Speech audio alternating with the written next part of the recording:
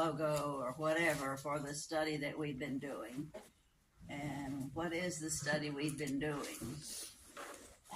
How to be a How you feel, Mark? how to be effective disciple. Do what? How to be an effective disciple. Right. 3:14. And there's another word in that title though. The Habits. Okay, so when I read this particular verse in chapter 3, verse 14, it says, while evil men and impostors will go from bad to worse, deceiving and being deceived, but as for you, continue in what you have learned and have been convinced of, because you know those from whom you learned it. Doesn't say habit any there, and yet it does say it. Tell me what words basically indicate habit. Continue in. Because what is a habit? Something that you continue doing on and on. So the first time I guess I read it many times, but when I read it just recently, when it talked about continuing in what you have learned and then become convinced of. In other words, don't not make this a habit. Make sure that it is a habit that you continue in. So what are the things y'all should be continuing in? We have now come to number 13 on our list. There are 14 all total. So if we're on 13 and there's going to be still one more, we've been doing this for a long time because each one of those had at least 2 lessons. And they're only 52 weeks in a year. So we've been doing this a good many. Thing that you need to continue in that you like and realize that you enjoy continuing in, that habit is there and that you will keep on continuing it. Well, time. Oh, I'm sorry. Do what? I said thankfulness. The thankfulness, that was not the one we just did. Before this. Yes, the thankfulness. And I was going to ask you a question about that one in a sense, because this one is on witnessing. And Naaman, remember, who was so thankful for his healing, what witness was responsible for his healing? The servant girl. The servant girl. Just a young girl who said, if thou shalt go to see the prophet, whatever, he can be healed. So witnessing can be certainly in lots of steps. And, when we're witnessing, we may be a bottom step, so to speak, because the final product, of course, whatever, has to be from the Lord. Y'all listed things that you were thankful for, and salvation was one of them, courage and freedom, and, just thankful for food. We were thankful for so many things.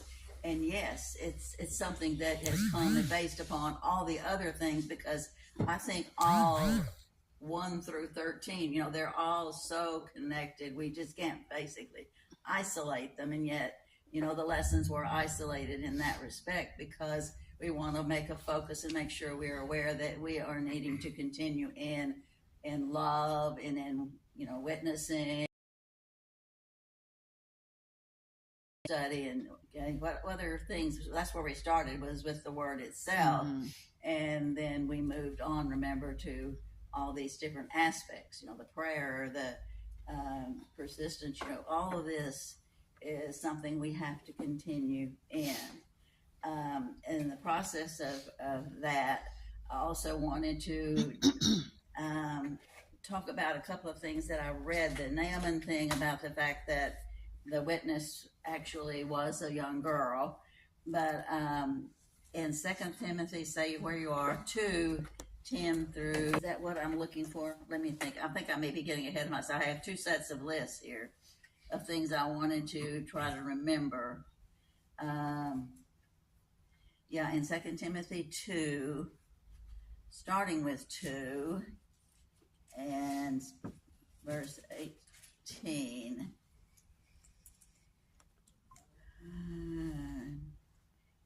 All right, let's see.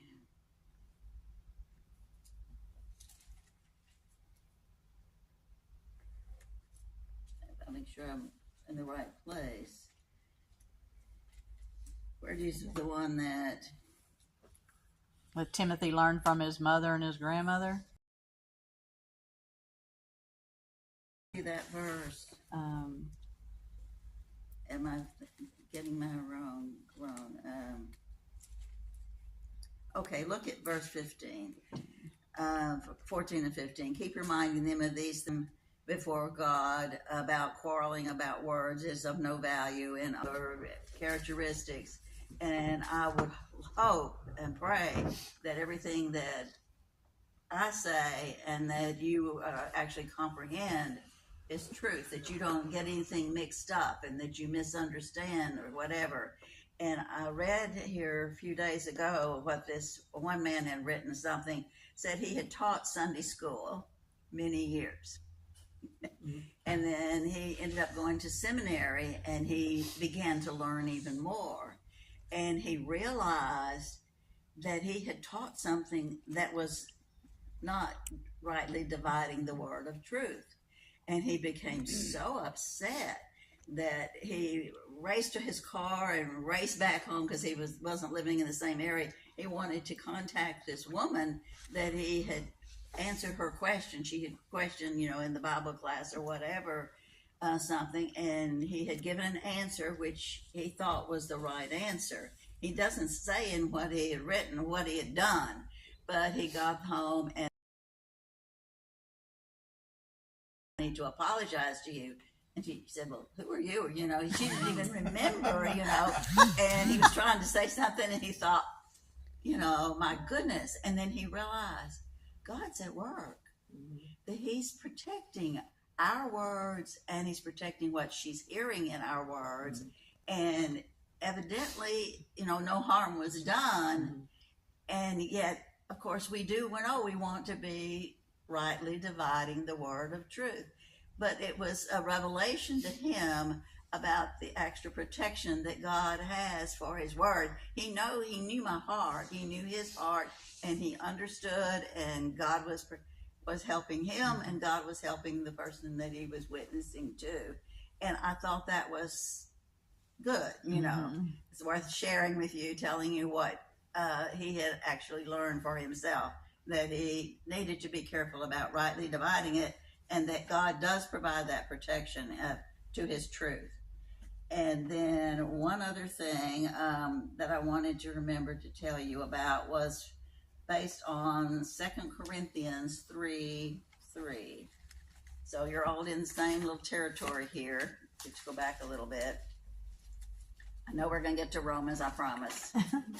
I'm sure you've studied and that I don't need to teach you anything. That would not be the truth. I found one that was the wrong thing, so hopefully this isn't what I was trying to do. Okay, 2 Corinthians, and I'm in 1 Corinthians, so that one too. 3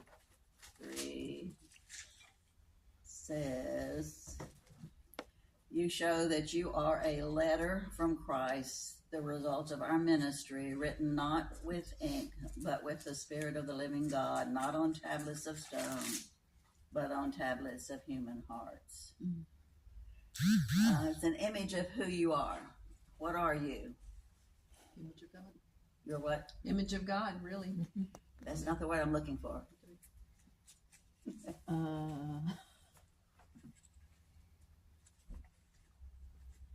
You yourselves are our letter written on hearts, known and read by everybody. You show that you are a letter from Christ, the result of our ministry, written not with ink, but with the Spirit of the living, but on tablets of human hearts. And what was the question again? There are different images for what witnessing really is, and one witness is being a letter. That's what you can be, is a letter. You don't have to necessarily write things, But there are Christian writers, and their writings are a witness. In fact, our whole Bible is a letter to us, in a sense, you know. So that's the witness. That's part of it. And of course, we have the people then who their words and from their hearts, but we're letters. We're epistles. I think that the original translation, probably in the King James, is that we're all epistles. And epistles, of course, are these letters that are written to multiple groups of people and individuals. So you're to think of yourself as a letter that somebody can. Do you read people? Oh yeah. We read people. They may not say anything, but we read them. There is what is called body language. I can read you. You know, of course, we try real hard to keep poker faces, don't they? That's what they call it, right? So that nobody knows what you've got and what you are, you know. But we're supposed to be very readable. And so we're letters. So that's part of witnessing. Why do we struggle so with witnessing sometimes? We're held accountable with it. I mean, we can't make people stumble, or we're held accountable or to a higher. Okay, and that's what this poor guy had been afraid of, you know, that he had misled this person, and he wanted to make sure he got it straight. So we are supposed to be accurate with our witnessing, but sometimes we're afraid that we're not going to get it right. And yet if we should, and then, but you know, that we still have that responsibility that is ours, because that's the whole thing, that we have a responsibility. And can you think of Christian writers that have, besides the ones that are in our, you know, our Bible themselves, but Christian writers that have had such an influence? Well, David Jeremiah, current, and you know, a number of these different, Charles Stanley and whatever. But thinking back a century or two ago, does the name C.S. Lewis mean anything to you? Mm-hmm. Okay, do you remember anything that C.S. Lewis had written? I think Mere Christianity or Mere Christianity, yes. He's not the one that did My Utmost for His Highest, is he? No. Who did Oswald that? Chambers. Oswald Chambers, okay. Yeah. But okay, when I think of C.S. Lewis, I think of Tolkien. You know, children as well. Their children literature, the Chronicles of Narnia, Aslan, the Lion, and so forth.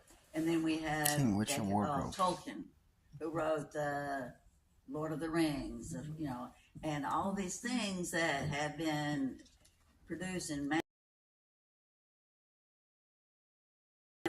they have witnessing, they have led people to seek. And I know that when we started back with the very first lesson in this, we became seekers. And I know that Lynetta was focusing on that word. We're a seeker, because what do we want? We want to know the truth. We really want to know God. We want to know the doctrine that saves. How do we get salvation so that we can be thankful for all these various things that we have been thankful for, but we have to have the truth. So in connection with, I like this idea about being an epistle, because I do think that we do read one another, and that we are presenting a picture that is just as good as if something is written. And that's enough of those, but I kept making more notes, but we'll go ahead and go to the one in Romans. Because the whole point is, if we're going to be witnesses, we have to be because we want to rightly divide the word. We want to need to know exactly what it is that we need to be passing on, and how are we going to go about doing it, and that sort of thing. So the illustration in the book was talking about signposts. If we get out on the road and you're going somewhere, especially if you've never been there, what do you keep your eyes open for? Signposts for directions. If it's a good signpost, it will be a good witness. So if I can read you and what you're saying, if you're really a good signpost, you're going to have a good message, and it will be very clear. So that's what you have written here in this. So you have a good sign. Clear. Clear, it will be understandable, it will be something that will help put there that it does basically the same thing. And it will do what? Blank in blank direction. God, or We then are what? And the key word is in our title. witness. We're witnesses, yes. We are witnesses. And what we testify to must be True. clear, and it must point who are we trying to point? What we're trying to get. It tells us to go out into all the world. So we want to point the world. And this is from Isaiah, where he says, though the number of the Israelites be like the sand by the sea, only the remnant will be saved on earth with speed and finality. It's just as Isaiah's descendants, we'd have become like Sodom and Gomorrah, and we would have been like Gomorrah. What happened to them? Not pursue righteousness, have obtained it. He says the Gentiles didn't even try to get righteous, and yet they got it. How does that make sense?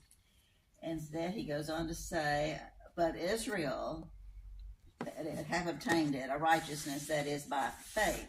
But Israel, who pursued a law of righteousness, in other words, they were on their way to try to get right. They were seekers. Has not attained it. Why not?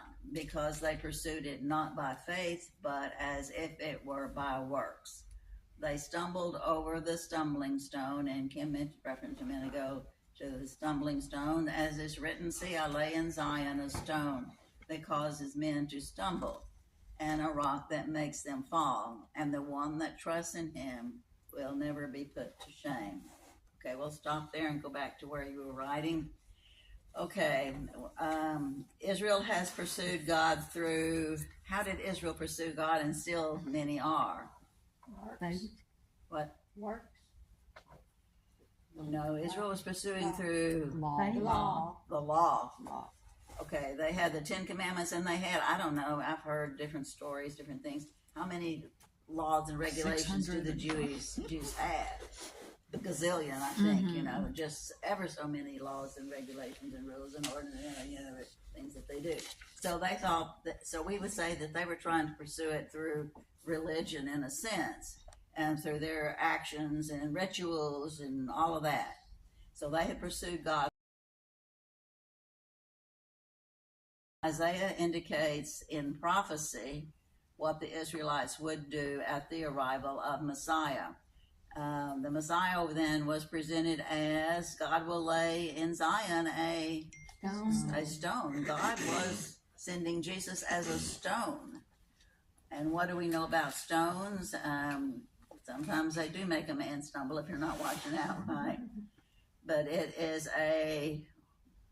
says it never makes them. It's a rock that never makes them fall if you're trusting in it. And you will never be put to shame if you trust in that stone, the stone that is the rock, the solid rock.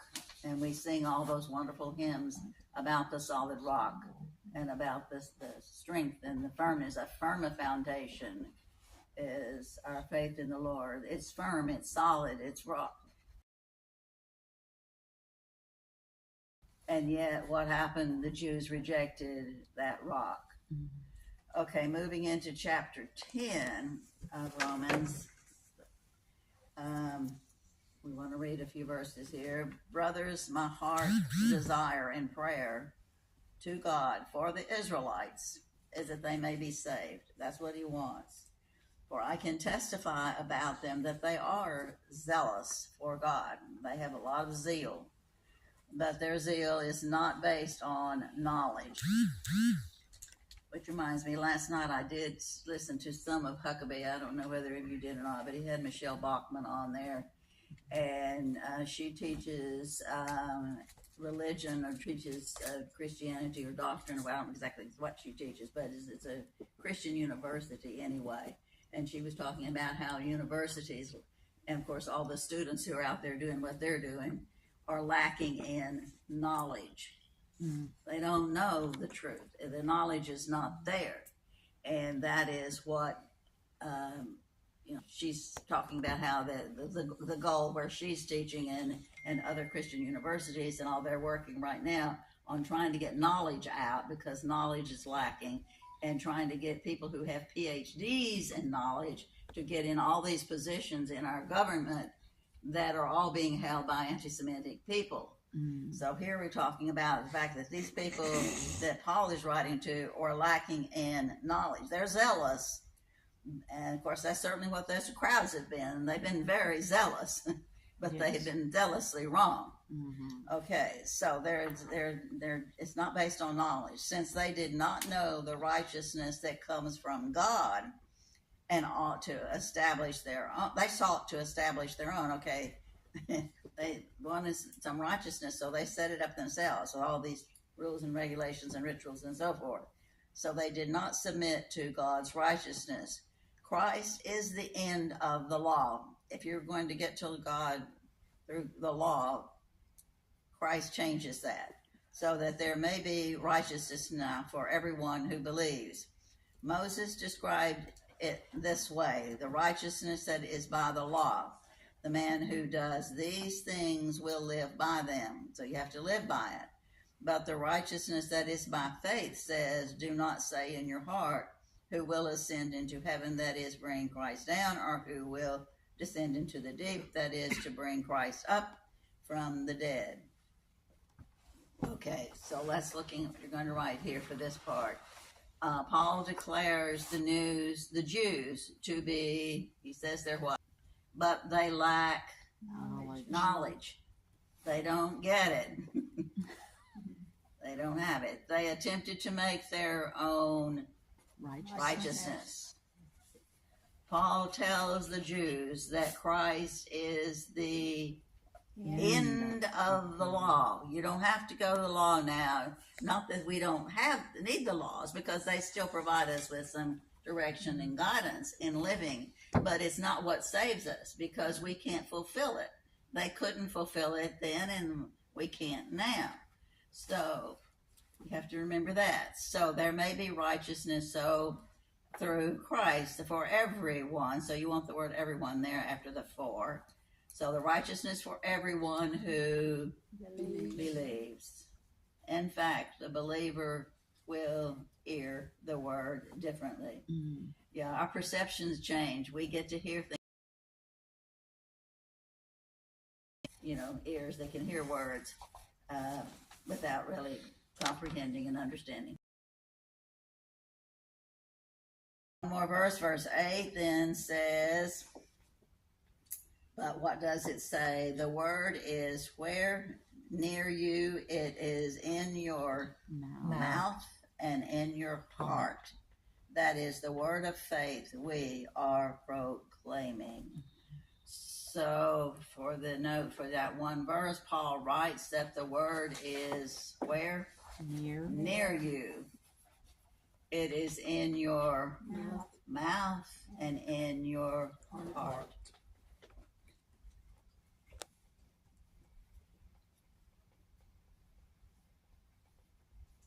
And of course, they basically were, believing that this was in the temple, it was in, these holy places, and that sort of thing is where the word is. And now God is saying, no, it's inside of you.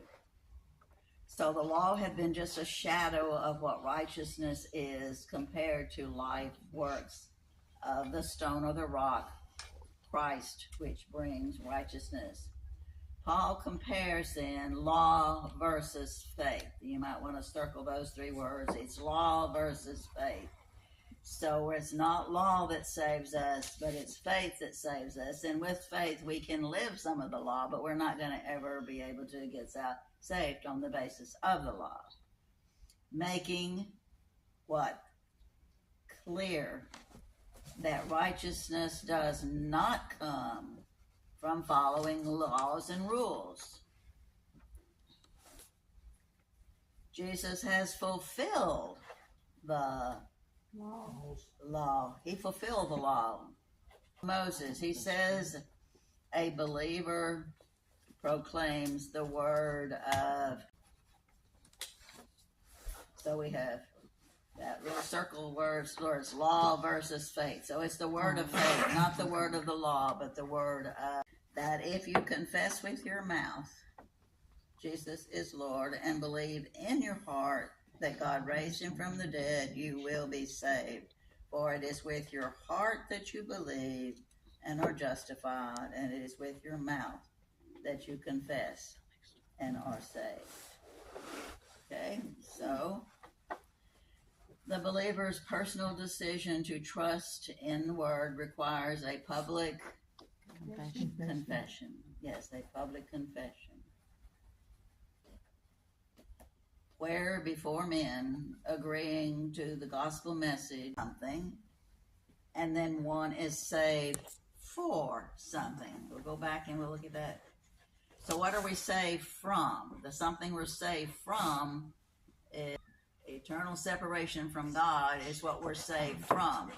Because if we continue in sin, we are condemned and we are separated from God. But we're saved for what? Something, serving in a growing relationship with Jesus Christ. So that's what Paul is saying, that we're saved from something, that separation, that damnation of sin, but we're saved for the joy, the privilege, the opportunity to grow in a relationship with Jesus Christ. And then continuing with verse 11, as the scripture says, everyone who trusts in him will never be put to shame, for there is no difference between Jew and Gentile. The same Lord is Lord of all, and richly blesses all who call on him. For everyone who calls on the name of the Lord will be saved. Okay, so remember that Isaiah prophesied the Messiah as a rock, a stone, a cornerstone, someone so strong, so firm, so... I don't know. Blank, I don't know what T word you want. I just put trustworthy. Oh. So trustworthy.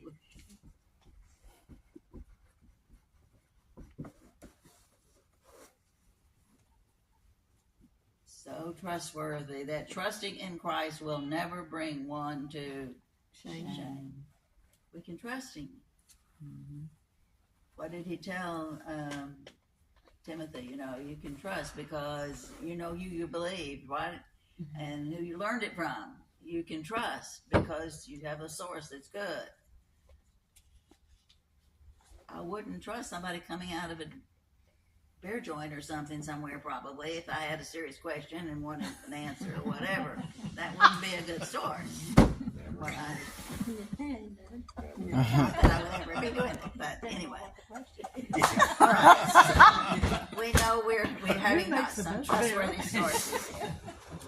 Okay, Paul further declares that the offer of such a tested stone, I mean, the Lord had been tested, right? And he's a precious cornerstone. It's a sure foundation. It's open to whom? All. And then verse 13, really he's citing or quoting from Joel, prophesying God's salvation call in the end times when he will deliver those, meaning everyone who calls on him. We may make distinctions between people, don't we, based on culture, your ethnic background, but salvation does not discriminate. No discrimination with salvation. It is for both blank and blank, Jew and Gentile. And they must be the two groups. Only two. Okay, we can conclude with 14 and 15. How then? Notice I said there are a bunch of hows, and so I circled every how that was here. So first word is how then can they call on the one they have not believed in? And the next sentence, and how can they believe in the one of whom they have not heard? And then how can they hear without someone preaching to them? And how can they preach unless they are sent? As it is written, how beautiful are the feet of those who bring good news. Okay. All right, Paul introduces 4 clauses with how can. Obviously, he's telling whom? He's telling us, yes. He's telling us that we have a responsibility to fill in getting out the message. Okay, because we want them to can call, can believe, can hear, can preach, send, whatever. And that final how describes the feet that are beautiful feet, because they are Bringing the good news. bringing the message. They are bringing this good news. Because we have what kind of news? Good. Okay, there once again you have lots of choices here. It can be simply good news, or you could say important news, dynamic, exciting, or whatever. You come up with your choices there.